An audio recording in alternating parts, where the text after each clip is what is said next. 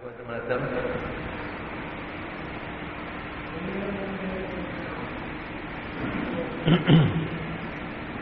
Hello वंदना नहीं दिख रही, कहाँ गई डॉक्टर वंदना?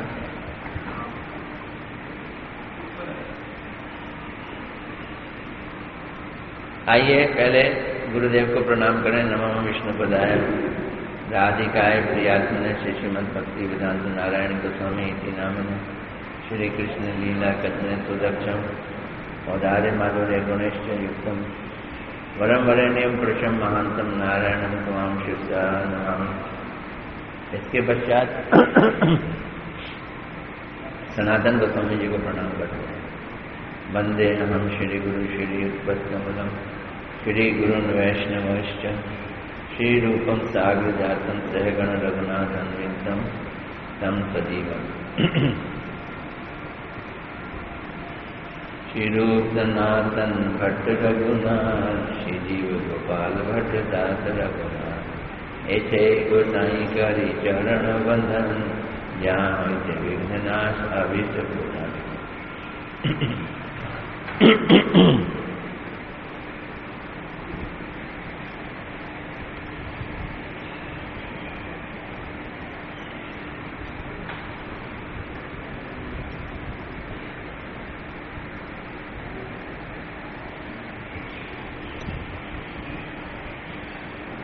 श्लोक 39 and 40 द्वितीय अध्याय चल रहा है। नारद जी पहुंच गए। कहाँ पहुंच गए? ब्रह्मलोक पहुंच गए। ब्रह्मा जी उनके पिता हैं वैसे नारद जी के। गई किसी कुर्सी वाले को खोजो, 100 कुर्सियां और खरीदनी पड़ेंगी लगता है मुझे। वो जो टूट गई है उसको यहां से निकालो, किसी और को धोखा ना दे। बाद में करना।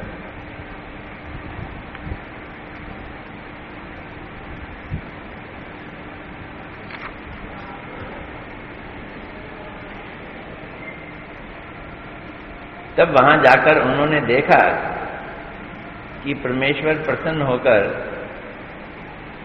उन सभी यज्ञों में महापुरुष रूप में अर्थात जटाओं से मंडित परमेश्वर का क्या रूप देखा उन्होंने?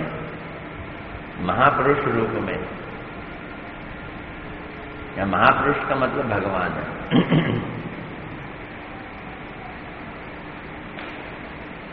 तो महापुरुष रूप में जटाओं से मंडित बड़ी बड़ी जटाएं, सहस्त्र शीर्षा, एक सिर नहीं है, हजारों सिर है। सहस्त्र शीर्षा भगवान यज्ञ मूर्ति में लक्ष्मी सहित आविर्भूत होकर यज्ञ भाग को ग्रहण करके याज्ञकों को, याज्ञक जो यज्ञ कर रहे हैं, आनंदित कर रहे हैं। हम भगवान को यज्ञ में बुलाएं और खिलाने के लिए वो खुद आ जाएं और खाएं तो कितना आनंद आएगा। ये आनंद उनको मिल रहा है। इसके बाद नारद जी ने देखा कि भगवान ब्रह्मा जी को संतोष प्रदान करने के लिए उनके द्वारा निवेदित की गई भोजन सामग्रियों को अपने हजारों हाथों द्वारा और हजारों मुख में अर्पण कर रहे हैं। तत्पश्चात यज्ञ करने वालों को अभीष्ट फल प्रदान करके वे अपने भवन चले गए। अच्छा मैं जाता हूं। भवन चले गए। लक्ष्मी देवी उनके चरण कमलों की सेवा करने लगी और वे भी लीला पूर्वक शयन करने लगे। लीला पूर्वक शयन करने मतलब उनकी निंद्रा और हमारी निंद्रा एक जैसी नहीं है। उनकी निंद्रा को भी लीला कहा गया। व्याख्या में बोल रहे हैं किंतु भगवान उनके द्वारा निवेदित किए गए सभी द्रव्यों को साक्षात रूप में अर्थात हजारों हाथों और हजारों मुखों में ग्रहण कर रहे थे और यजमानों को अभीष्ट वरदान दे रहे थे। हजारों मुखों में केवल अर्पण ही नहीं कर रहे थे, अपितु भोजन भी किया, यानी मुंह में डाल दिया, चल मेरे भाई, चबाया भी, टेस्ट भी दिया। हाँ, क्या बात है। इससे भोजन द्वारा तृप्त हुए ये सूचना मिलती है। सबको अभीष्ट वर, मनोभीष्ट यज्ञ सिद्ध के वर प्रदान कर अपने शयन कक्ष में गमन किया। लक्ष्मी जी देवी उनके चरण कमलों को संवाहन कर रही हैं, दबा रही हैं, और भगवान भी लीला पूर्वक शयन करने लगे। उस समय और कोई भी उनका दर्शन नहीं कर सकता था। तो ब्रह्मा जी और ब्रह्मलोक में जितने भी मौजूद थे वो सबके नजरों में अब भगवान गायब हो गए, अपने भवन में चले गए, सो रहे हैं। ब्रह्मलोक में श्री भगवान यज्ञ स्वीकार तथा सुखपूर्वक शयन, इन दो लीलाओं का वैशंपायन मुनि ने मुख्य रूप से वर्णन किया, और ये वे अन्य स्थानों पर भी इसकी सूचना मिलती है। इधर श्रीमद् भागवत में 10वें स्कंद में शुरू में सुखदेव गोस्वामी कहते हैं कि पृथ्वी देवी के अनुरोध से, सुनना बड़ी इंपॉर्टेंट चीज है, भगवान कहाँ देखे? ब्रह्मलोक में। क्या कर रहे हैं? यज्ञ में आ रहे हैं, यज्ञ का भाग ग्रहण कर रहे हैं। फिर क्या किया? सोने चले गए। लेकिन भागवत में लिखा है कि पृथ्वी देवी के ऊपर जब बहुत पाप का बोझ हो गया तो पृथ्वी देवी ब्रह्मा जी के पास गई, और ब्रह्मा जी ने देवताओं को साथ लिया।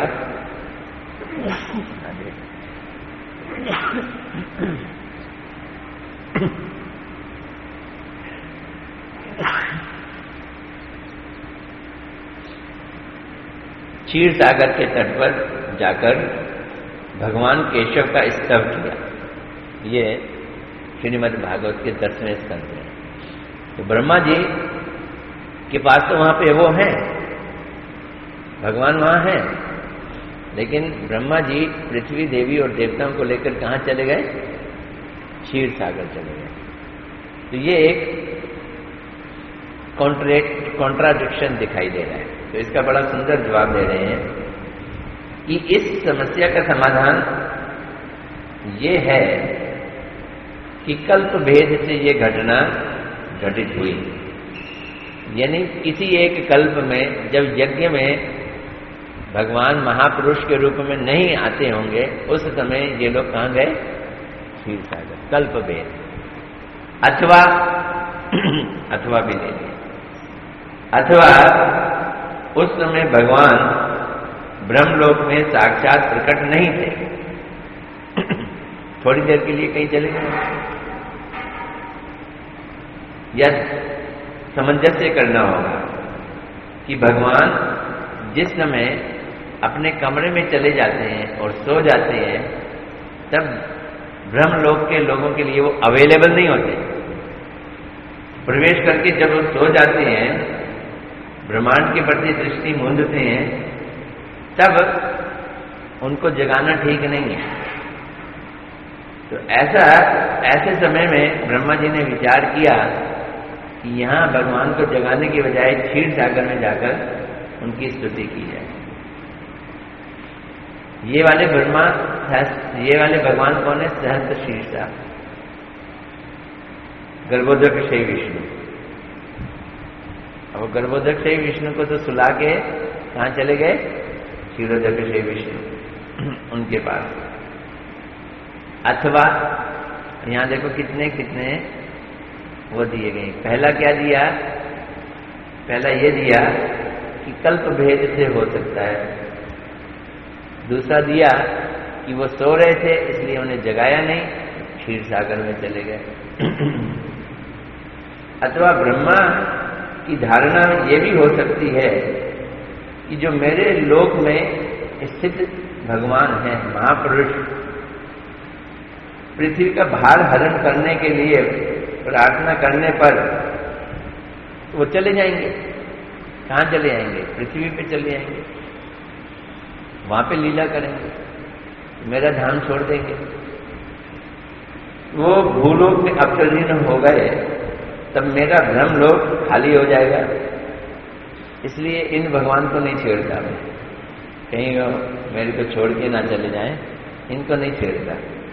अतः क्षीर सागर विष्णु ही पृथ्वी पर अवतरित होकर भूभार हरण करें, ऐसा सोचकर वो क्षीर सागर के तट पर स्तव करने गए।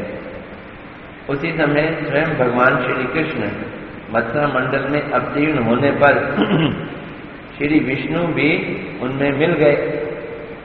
अब कृष्ण आए स्वयं भगवान मथुरा में अवतीर्ण होने के लिए। ये गर्ग संहिता में भी वर्णन है। तो जो गोलोक वृंदावन के कृष्ण हैं उसमें विष्णु मिल गए। कौन कौन से विष्णु मिल गए? सारे विष्णु मिल गए, क्षीर सागर वाले भी, गर्भोदक वाले भी, और कारण विष्णु। देखो एक चीज समझना, इस सारे वृत्तांत में ऐसा लग रहा है ये अलग अलग भगवान है, एक भगवान नहीं दिखाई दे रही, भगवान की विविधता दिखाई दे रही है। और जब कृष्ण स्वयं भगवान के रूप में प्रकट हो गए सब जाके कृष्ण में मिल गए, तो यहाँ भगवान की एकता भी दिखाई दे रही। भगवान कितने हैं? एक है। यही हमारे सनातन धर्म का करिश्मा है। बड़ा कॉम्प्लिकेटेड एकता और अनेकता है, कॉम्प्लिकेटेड इसलिए अचिंत्य है, भेद भी है और अभेद भी है। कृष्ण यहाँ सो रहे हैं, यहाँ नहीं जगा रहे, भगवान और क्षीर सागर में बात करने के लिए चले गए, तो ये दो अलग अलग मान रहे हैं। लेकिन वही दोनों जब कृष्ण ने प्रकट होना था, विष्णु और कृष्ण में जाके मिल गए, एक हो गए।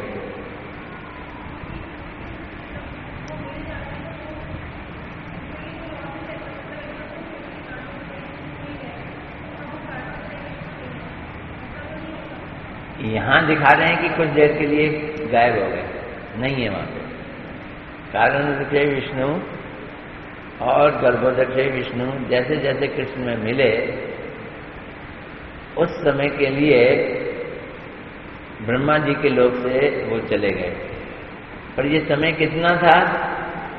तो ब्रह्मा जी के पॉइंट ऑफ व्यू से वो समय क्षणिक था, क्योंकि कृष्ण की लीला पृथ्वी पर हम लोगों के हिसाब से हुई 125 साल। वो 125 साल ब्रह्मा जी के लोक के हिसाब से, या जैसे सोचना, ऐसा माना जाता है कि महाविष्णु, कौन से विष्णु? महाविष्णु। दूसरा क्या नाम है उनका? कारणोदोक्षायी विष्णु। महाविष्णु जब सांस छोड़ते हैं तो उसमें ब्रह्मांड निकलते हैं, और जब वो सांस वापस लेते हैं तो सारे ब्रह्मांड अंदर चले जाते हैं। तो सारे ब्रह्मांड जब बाहर निकलते हैं तो सृष्टि रचना शुरू होती है। उस समय ब्रह्मा जी पैदा होते हैं। ब्रह्मा जी 100 वर्ष तक सृष्टि की रचना करते हैं। ब्रह्मा जी के 100 वर्ष खरबों खरबों साल हैं, लेकिन जब महाविष्णु सांस वापस लेते हैं तो खरबों साल खत्म हो गए, महाप्रलय आ गए। लो जी, हमारे महाराज आ गए।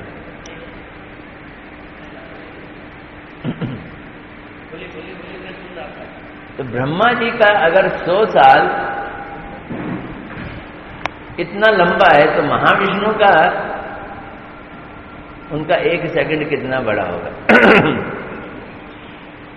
वो बोलते हैं ना, एक आदमी भगवान के पास गया, महाविष्णु जी के ही पास गया, बोलते प्रभु मुझे एक बात बताओ, 100-200 करोड़ आपके लिए कोई बड़ी चीज है? हाँ, कोई बड़ी चीज नहीं। 10-12 कोठियां कोई आपके लिए बड़ी चीज है? कोई बड़ी चीज नहीं। तो ये छोटी सी चीज आपके लिए है, तो आप मुझे क्यों नहीं देते? ठीक है, 1 सेकंड में देता हूं। अब जब महाविष्णु कहते हैं 1 सेकंड में देते हैं, तो वो कितने जन्म हो जाएंगे? 1 सेकंड, महाविष्णु के 1 सेकंड में तो ब्रह्मा जी खत्म हो जाएंगे। ब्रह्मा जी के 100 वर्ष से भी ज्यादा बड़ा है उनका 1 सेकंड। तो इसलिए इसमें उन्होंने बताया कि जब वो महाविष्णु, गर्भोदकशयी विष्णु, सहस्र शीर्षा विष्णु स्वयं भगवान कृष्ण में जाकर मिल गए और भगवान कृष्ण उस समय पृथ्वी पे प्रकट हुए, तो उस समय हो सकता है वो स्थान खाली हो गए हों। यानी कि एक नायन, वो सागर को क्या बोला था उसने? एक आयन बोला, एक आर्णव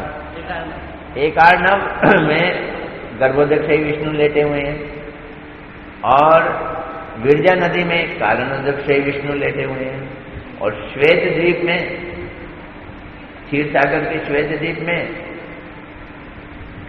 क्षीरोदकशयी विष्णु है। जैसे ही कृष्ण आए ये तीनों विष्णु उसमें चले गए, तो ये तीनों स्थान खाली हो गए, मान लिया।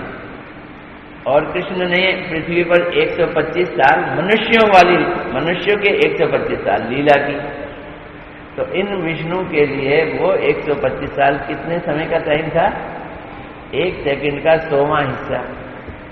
तो वो 1 सेकंड के 100वें हिस्से के लिए इन स्थानों से चले भी गए तो क्या फर्क पड़ता है?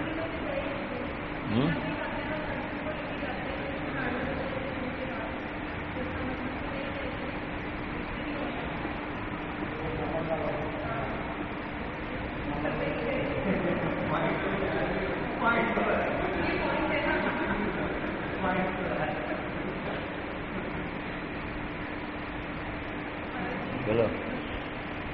सनातन गोस्वामी जी कह रहे हैं, क्या कह रहे हैं कि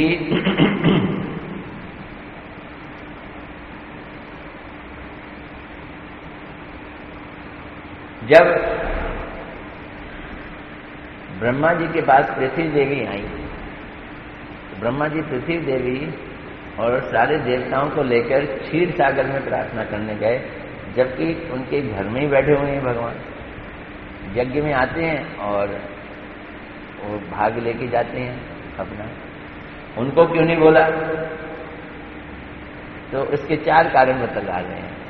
तो बोलते हैं बोला होगा, किसी कल्प में बोला, किसी कल्प में नहीं बोला। एक तो ये कारण बता दिया।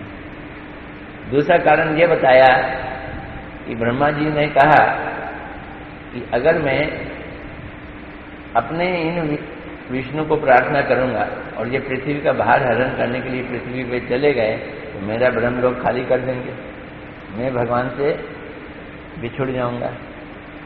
इसलिए क्षीर सागर वाले विष्णु को कहते हैं वो चले जाएं, मेरे वाले मेरे पास रहे। तीसरा कारण ये बताया कि भगवान यज्ञ का भाग लेके फिर अपने कमरे में जाके सो जाते हैं। जब पृथ्वी आई उनके पास, उस समय वो सोए हुए थे। ब्रह्मा जी ने उनको जगाना उचित नहीं समझा, इसलिए वहां पे प्रार्थना करने की बजाय वहां चले गए। और फिर यहां ये बोला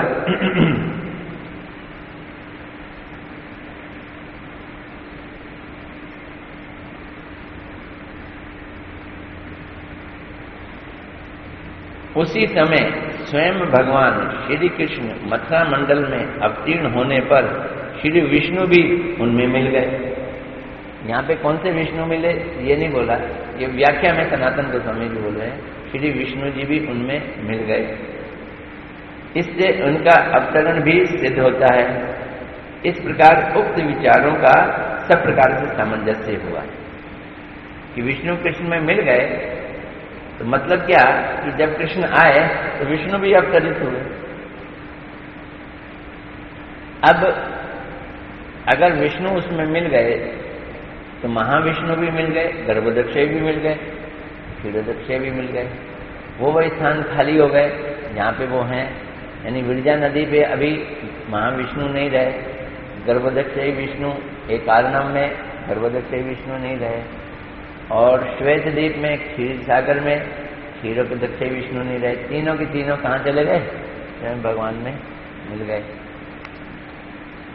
अच्छा अगर ये मान लें तो ये कह रही है कि ब्राह्मण को लेके कृष्ण महाविष्णु के पास गए थे जिसके बच्चे मर रहे थे, तो इसका मतलब है महाविष्णु वहीं पे हैं, उन्होंने अपनी जगह छोड़ी भी नहीं और मिल भी गए उनके अंदर। ये एक सामंजस्य करना बड़ा कठिन सा कार्य है। कहीं ना कहीं सनातन को स्वामी जी सामंजस्य करेंगे। ये बात तो सही है कि भगवान सब जगह रहते हैं, लेकिन ये बात भी सही है कि भगवान ये भी लीला करते हैं कि वहां से चले गए। जैसे बलि महाराज जी के यहाँ सुतल लोक में भगवान चले गए, उनके द्वार पे खड़े द्वारपाल हो गए, तो बैकुंठ में लक्ष्मी जी देख रही हैं कि भगवान है नहीं हमारे पास। और ऐसा हो नहीं सकता कि भगवान किसी स्थान से चले गए, तो लक्ष्मी जी मांगने आएंगी वामन भगवान से, तो बलि महाराज जी से भगवान छुड़वाने आई थी। कौन? लक्ष्मी जी। तो जब वो आई तो बलि महाराज जी ने कहा अच्छा ले जाओ, लेकिन कहा कि एक रूप में हमारे पास रहो, एक रूप में चले जाओ। तब भगवान ने 2 रूप बना लिए, लेकिन उससे पहले 2 रूप नहीं बनाए। जब वो लक्ष्मी जी ले गई उनको, उसके बावजूद भी आज भी सुतल लोक में वहां भी वहां विराजमान है, साथ के साथ लक्ष्मी जी के भी साथ है।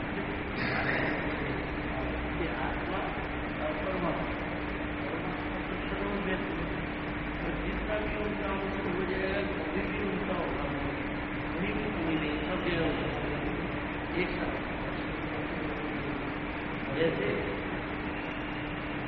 अब एक ही दिन में एक जगह, एक दिन में किसी एक की, जैसे भगवान की या गुरु की पूजा होता है, तो आपको जगह पूजा तो आपको जगह पहुंचते ही क्या या ऐसे फल पूजा हो रही देवी देवताओं का देखो, सबका भगवान का देखो, तो सब जगह जैसे पहुंच जाते हैं, सब जगह पूजा ग्रहण करते हैं, तो कहीं अभाव नहीं है। इस तरह से जैसे मन की वृत्तियों को कहा जाता है कि मन जैसे एक है, उनसे जो उनकी वृत्तियां असंख्य है, सब जगह हो जाती है, मन एक है। तो समझ लो, जब वो कहते हैं कि चले गए, मैं ये बोल रहा था ना कि एक तरफ तो कहते हैं वो एक है और एक तरफ कहते हैं अनेक है। जैसे भगवान की तो छोड़ो, हम गुरु महाराज जी की सारे विश्व में पूजा करते हैं, उनकी फोटो लगाते हैं, मंदिर में रखते हैं, तो गुरु महाराज वहाँ हैं कि नहीं? तो जितने स्थान पे फोटोओं में उनकी पूजा हो रही है, उतने ही स्थान पे गुरु महाराज हैं। ये अर्चन है। जिस समय गुरु महाराज स्वयं मौजूद थे इस पृथ्वी पर, उस समय वो एक ही दिखते थे, लेकिन जैसे ही वो अप्रकट हुए तो वो क्या हो गए? वो अनेक हो गए।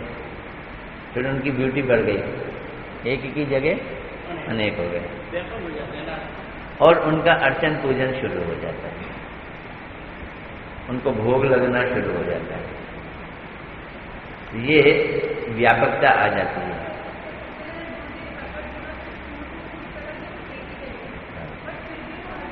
मौजूद है अलग अलग जगह, तो एक में अनेक। अगर कृष्ण में सारे के सारे अवतार हमेशा हैं, ऑलरेडी हैं, लेकिन साथ के साथ अब वो अलग अलग स्थानों पे भी, इसको इंग्लिश में कहेंगे को एग्जिस्ट करते हैं, एक साथ मौजूद हैं। विष्णु, महाविष्णु, नारायण, नरसिंह, ये सारे के सारे अनेक भी हैं और एक कृष्ण में भी हैं, सर्वव्यापक भी हैं। अब देखो नरसिंह आरती जब हम गाते हैं तो क्या कहते हैं? इतो नरसिंहो परतोर नरसिंहो यतो यतो यामि ततोर नरसिंहो बहे नरसिंह हृदये नरसिंह नरसिंहम आदिम शरणाम प्रपद्ये। तो सब जगह है नरसिंह। तो भगवान के अवतार, भगवान के भक्त एक साथ सब जगह भी हैं और एक जगह भी हैं। ये समझना बहुत मुश्किल काम है, इसलिए इसको क्या शब्द बोल दिया? अचिंत्य, कॉम्प्लिकेटेड, अचिंत्य।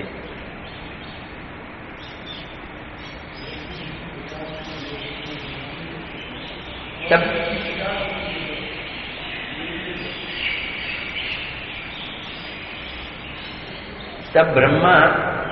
श्री ब्रह्मा भी भगवान की आज्ञा से अपने पुत्रों को यज्ञ में लगाकर स्वयं सृष्टि आदि कार्य करने के लिए अपने स्थान पर चले गए।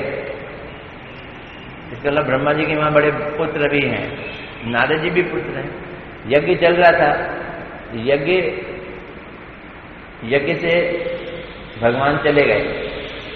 जब भगवान चले गए तो ब्रह्मा जी भी यज्ञ छोड़ के चले गए और एक स्थान पर बैठ के भगवान का चिंतन करने लगे। उसके बाद श्री ब्रह्मा अपने आसन पर सुखपूर्वक बैठकर अपने प्रभु श्री कृष्ण की महिमा श्रवण और कीर्तन करने लगे तथा उनके 8 नेत्रों से 4 मुंह 8 नेत्र आनंद अश्रु प्रवाहित होने लगे।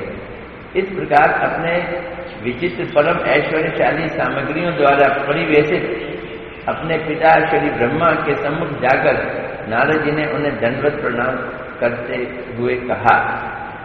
अब नारद जी पहुंचे अकेले में। जब भगवान के सामने थे तब नारद जी वहां नहीं गए। इसमें भी बहुत सुंदर सुंदर बातें, पॉइंट्स बताए सनातन गोस्वामी ने। क्या बता रहे हैं? उन्होंने ब्रह्मा जी को भगवान के निकट जब व्यस्त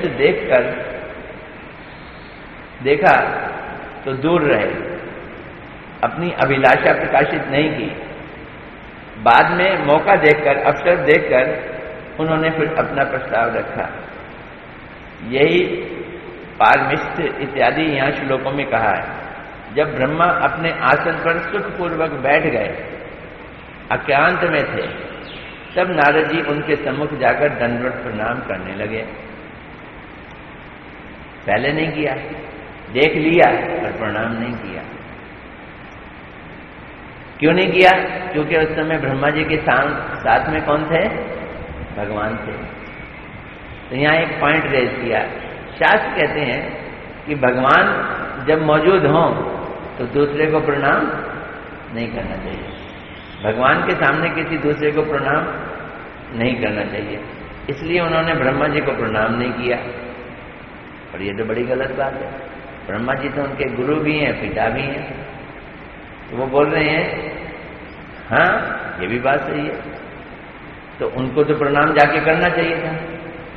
तो इसलिए कह रहे हैं अथवा भगवान और गुरु दोनों साथ साथ थे, उन्होंने प्रणाम नहीं किया। अब वो प्रणाम कर रहे हैं और उन्होंने पहले भगवान को प्रणाम नहीं किया। किसको किया? गुरु को किया। पहले गुरु और परम गुरु इत्यादि को प्रणाम करना में कोई दोष नहीं है, इसलिए उन्होंने पहले गुरु को प्रणाम किया। परंतु अब अपनी अभिलाषा प्रस्ताव रखने से पूर्व उन्हें दंडवत प्रणाम कर रहे हैं। वे ब्रह्मा किस अवस्था में है? वो अपने प्रभु श्री कृष्ण की महिमा श्रवण और कीर्तन में लगे हुए थे। अतएव उसी आनंद से 8 नेत्रों में प्रेम अश्रु धारा बह रही थी। इंद्र भी था, उसकी आंखों से भी आंसू बह रहे थे। याद है जब भगवान स्वर्ग में गए, क्यों बह रहे थे? वाह, भगवान ने मेरे लिए क्या क्या किया। देखो, वामन रूप में आए, बलि को छल के स्वर्ग हमको दे दिया। आज हम इस स्वर्ग में बैठे, किसके कारण? आहा, भगवान के कारण। तो वो भगवान ने जो उनको उपलब्धियां दी, उनको चिंतन करके रो रहे थे, आंखों में आंसू आ रहे थे। इनकी आंखों में क्यों आंसू आ रहे हैं? भगवान की महिमा। क्या महिमा? कि भगवान कितने भक्त वत्सल्य हैं। है तो बड़े कठिन, उनको पाना बहुत मुश्किल काम है। मैं कमल के ऊपर बैठा था तो मैं उनके द्वारा बनाए गए कमल को ही नहीं देख पाया कितना लंबा चौड़ा है। मैंने तप किया। तप करने के बाद उन्होंने मुझे मंत्र दिए। फिर मैंने जब आराधना की तब मेरे हृदय में प्रकट हुए।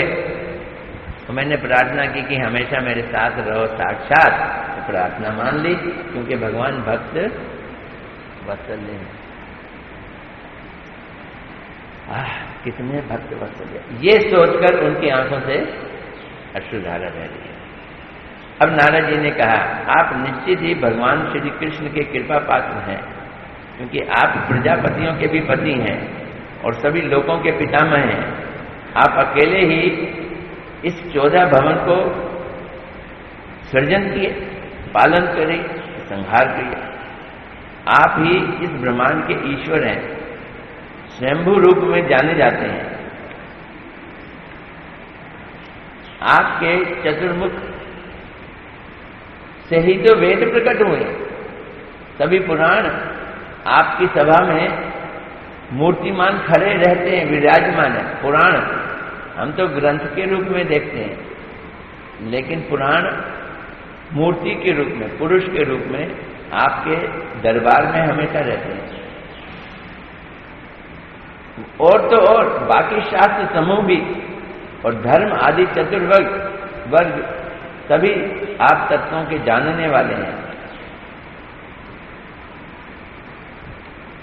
मैंने सुना है, नारद जी कहते हैं, कोई व्यक्ति 100 जन्म तक मद को छोड़कर, मद समझते हो, अहंकार, मात्सर्य को छोड़कर संपूर्ण रूप से निर्छिद्र होकर, यानी बिना छेद वाला, यानी उसके अंदर कोई दोष ना हो, 100 जन्मों तक विशुद्ध रूप से अपने धर्म का पालन करता है, वो मनुष्य आपके लोक में गमन करता है। ब्रह्मा नहीं बनता, ब्रह्मा के लोक में जाने के लायक बनता है। आपकी पोजीशन तो और भी ऊंची है। आपके महात्म की तो बात दूर रही, आपके लोकवासियों का महात्म कितना अद्भुत है। 100 जन्मों के बाद कोई आपका ये लोक प्राप्त करता है। आपके इस ब्रह्म लोक के ऊपर तो कोई दूसरा श्रेष्ठ लोक ही नहीं है। श्री नारायण का बैकुंठ लोक भी आपके ब्रह्मांड में ही है। भगवान ने अपना एक बैकुंठ बनाया था ना, कहां पे? ब्रह्मलोक से ऊपर बनाया। इस बैकुंठ में भगवान महापुरुष श्री विग्रह में निरंतर जिस रूप में रहते हैं, उस रूप में वो आपको तो साक्षात दर्शन देते हैं। ठीक है, उनका लोक ऊपर है, वहां वो रहते हैं, लेकिन आपको साक्षात दर्शन देते हुए वहां निवास करते हैं। और वे पद्मनाभ यज्ञों के भागों को ग्रहण करने के लिए यथोचित फल प्रदान करते हैं। जब आप यज्ञ करते हैं तब वो आते हैं और आपको फल भी देते हैं।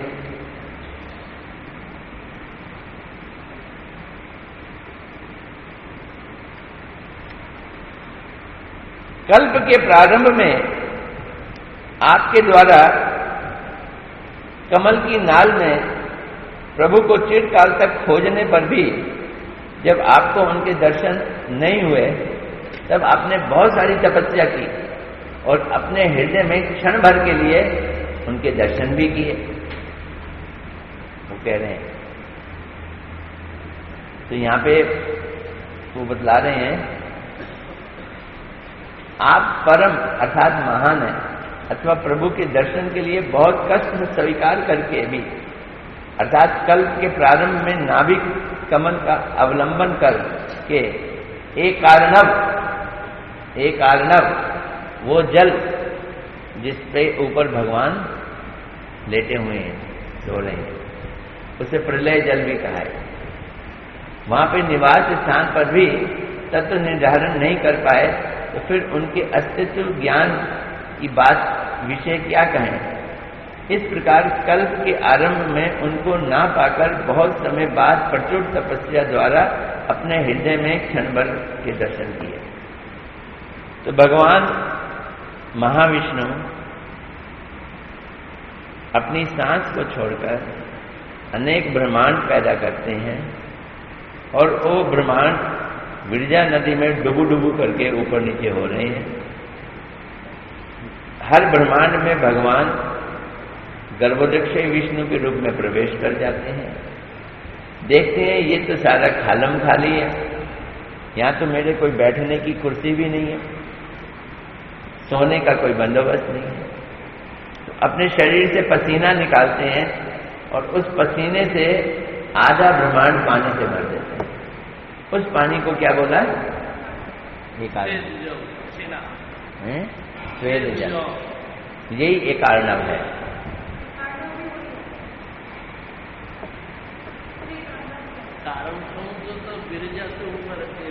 नहीं, यहाँ पे जो ब्रह्मा जी, यहाँ पे जो वो एक अर्णव, ये गर्भोदक्षयी विष्णु जो लेटे हुए हैं, इसको प्रलय जल कहा गया है। प्रलय जल, इसी से प्रलय होती है। एक ही है। रसातल में ले गए पृथ्वी को, वही रसातल भी इन्हीं की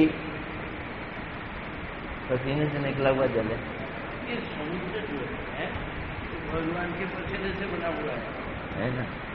सारे समुद्र खारा जल है ना। आप पसीने को देखिए, थोड़ा जीभ में लगा करके नमकीन लगेगा, खारा लगेगा। यहाँ तक कि आप उनके निवास स्थान पर, हाँ, अतएव आप सचमुच भगवान श्री कृष्ण के अति प्रिय हैं। प्रिय ही नहीं, आप निश्चित रूप से महापुरुष हैं और आप ही लीला के लिए नाना प्रकार के शरीर धारण करते हैं। महापुरुष का मतलब है आप भगवान ही। यहाँ पे महापुरुष किसको कह रहे हैं? भगवान को कह रहे हैं।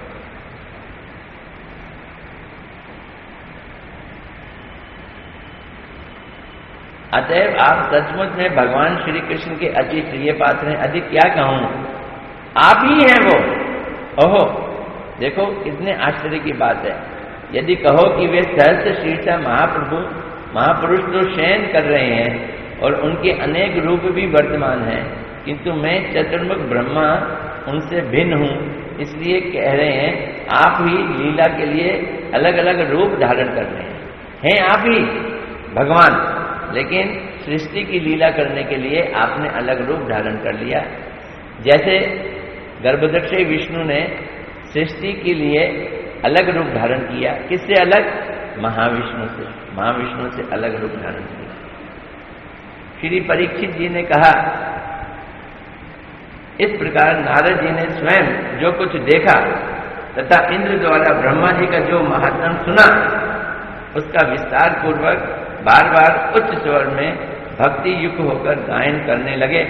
फिर उन्होंने ब्रह्मा को श्रद्धापूर्वक दंडवत प्रणाम किया।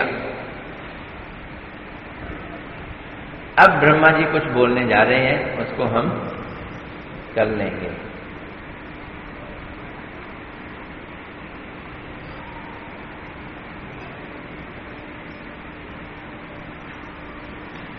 हरे कृष्णा कृष्णा कृष्णा हरे हरे राम राम राम है।